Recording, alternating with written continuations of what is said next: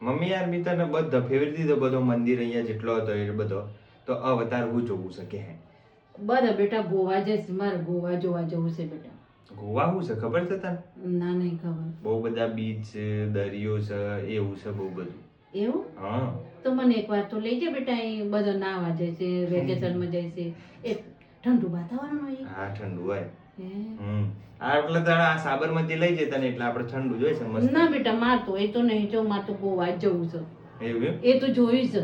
સાબરમતી જોયેલું જ છે? હા તો ગોવા છે ને જઈશું થોડો ટાઈમ પછી જઈશું, 1 વર્ષ પછી. પણ જો તું એમ કરીને પછી મને લઈ જ નહીં જતો બેટા. લઈ જાય બસ.